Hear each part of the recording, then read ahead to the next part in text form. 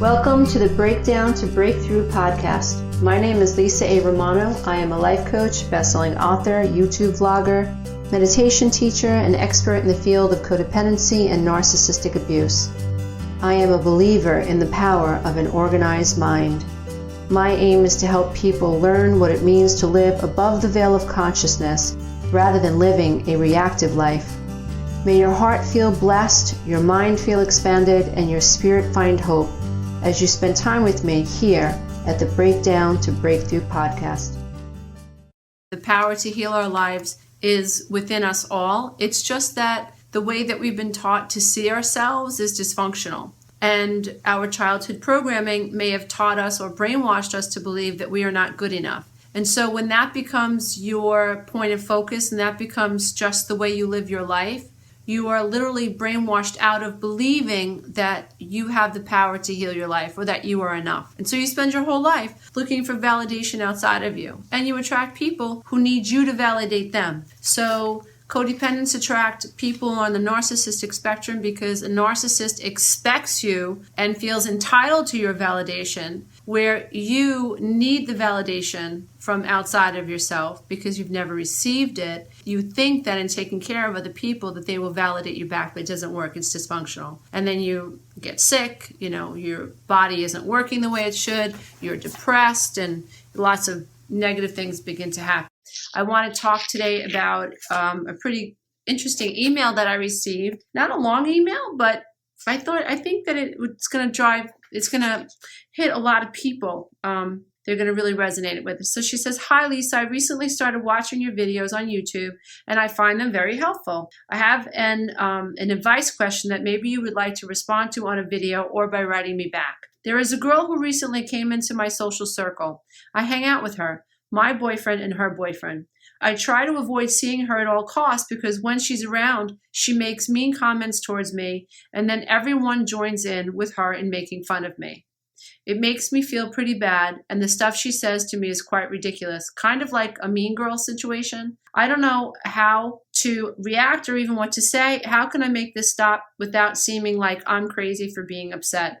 I also don't want to make any more problems with her by stooping to her level." So I actually wrote her back. So I wrote, "I hear you, dear one, and you are right. She is a mean girl, but she is also highly insecure. Otherwise, she would not need to, A, suck up all the air in the room by making jabs at you and stealing the attention and energy of the people in your circle.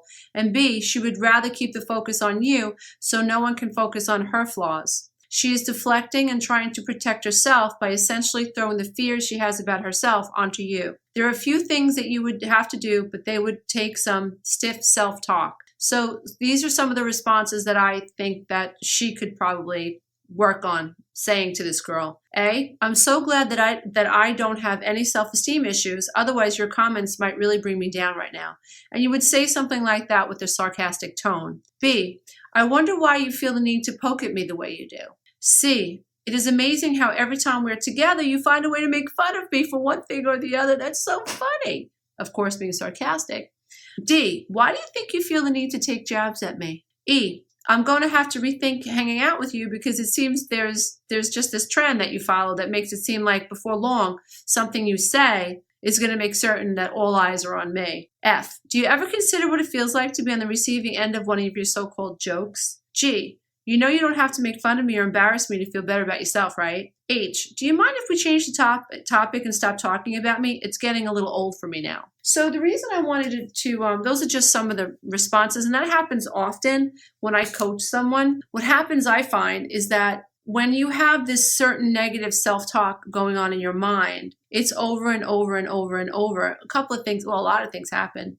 We tend to attract people that reinforce that dialogue. So if I'm afraid that I'm not good enough, I will attract people that make me feel like I'm not good enough. No matter what I do for this person, it will not be good enough because I'm projecting, literally, my self-talk or my perception of myself is creating the outside reality. I don't know that because I'm asleep, but that's really what happens. So if I was treated like I wasn't good enough as a child and like I have to stay small or like I'm just in the way and that if I smile all the time and I act like I have no needs, then I experience less pain in my outside world than as an adult female I'm going to stay little. I'm going to stay small. I'm not going to have a voice. I'm going to take care of everybody else, because I think that in doing that, I will avoid trauma, I will avoid criticism, and people will ultimately like me and go, oh my God, she's such a good girl. She has no needs. She has no problems. Oh, she's so easy to get along with.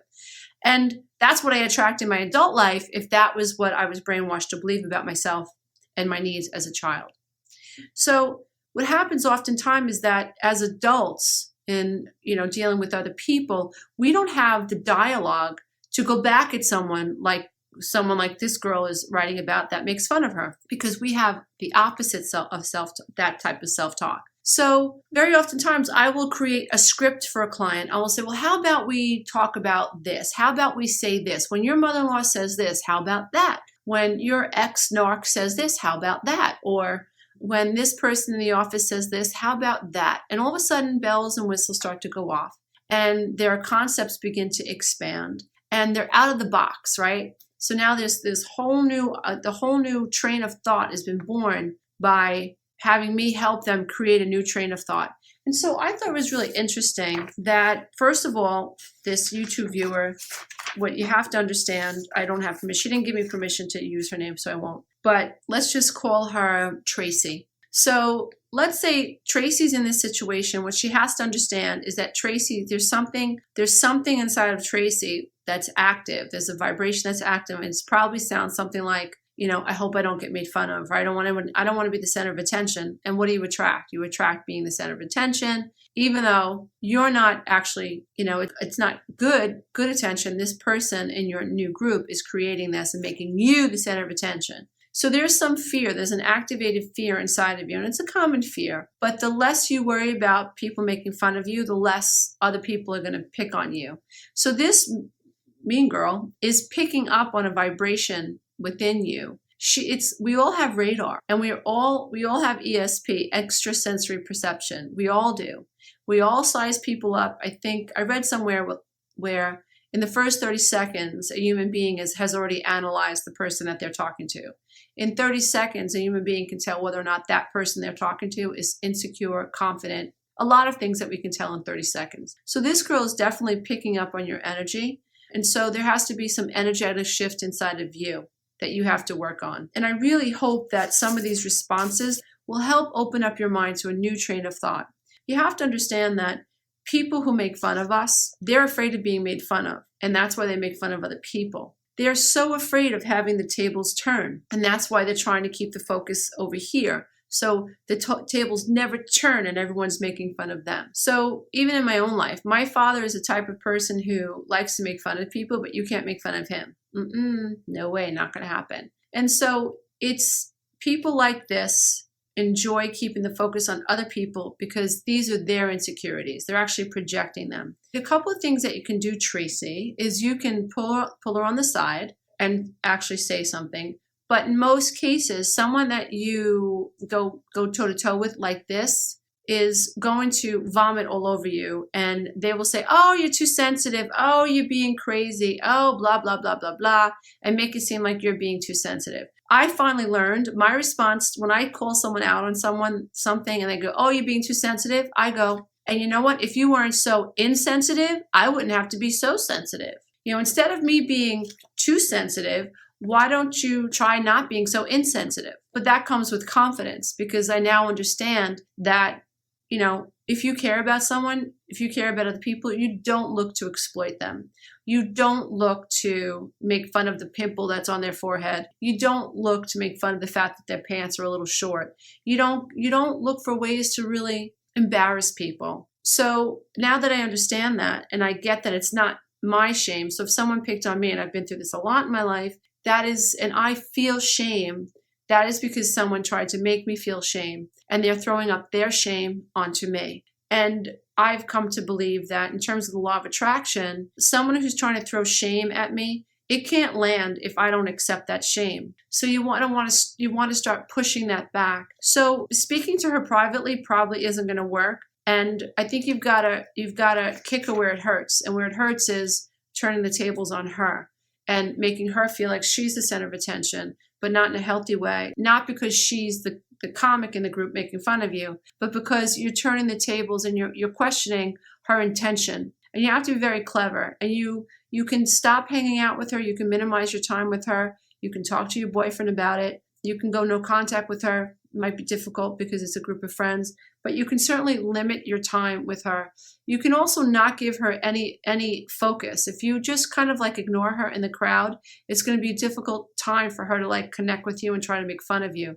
So go out of your way to like try to like give her the cold shoulder and ignore her. If she begins to start talking about you, talking smack about you, talking crap about you, and people start laughing, I think that's when you could use one or two of these lines, like say to her, I'm so glad that I don't have any self-esteem issues, because I think that if someone did have self-esteem issues and you said something like that to them, that could really destroy them. And then if she comes back with, oh, stop it being too sensitive, you can come back and say, oh, well, why don't you stop being insensitive? I'm sorry. I didn't know that we were like that. I didn't know that we had that type of relationship that we could joke around like that, because I hardly know you.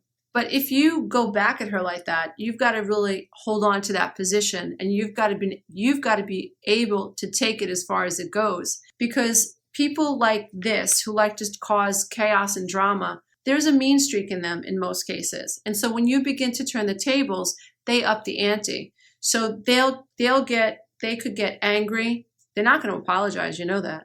But they could get angry, like, oh my God, what do you got to stick up your oh my God, oh my God, you can't take a joke. This girl can't take a joke.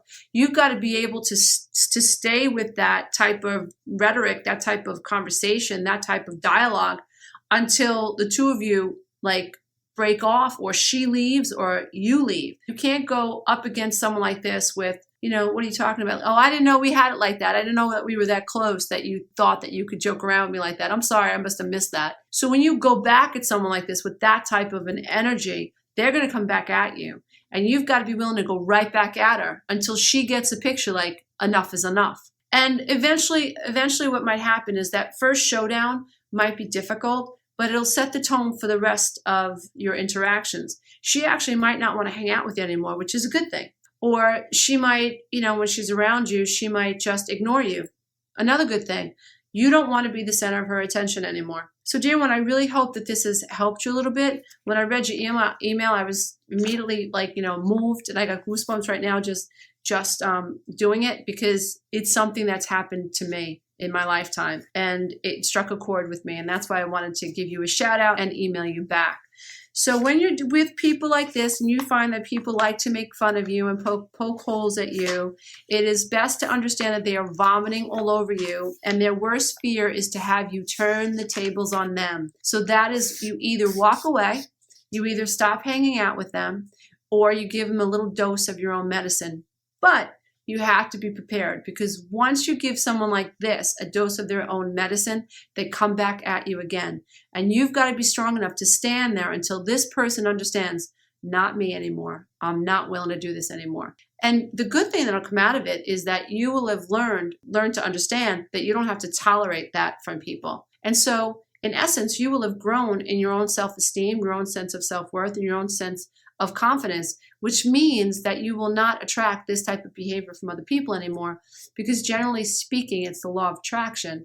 People who are afraid of being made fun of oftentimes get made fun of. So when you know that you don't have to tolerate that and you're willing to push people back, guess what? You're not afraid of being made fun of anymore, because you know you can handle it. And then you stop attracting people like this. Dear ones, it is my pleasure to come into your hearts and your home. 12-week breakthrough coaching program. If you are codependent and suffering from codependent thoughts, if you have been suffering from narcissistic abuse, this coaching program will help you heal those wounds so you no longer attract narcissists into your life, and you can learn to set boundaries and feel free. The rest of your life can be the best of your life. And dear ones, it's not you, it's only your program.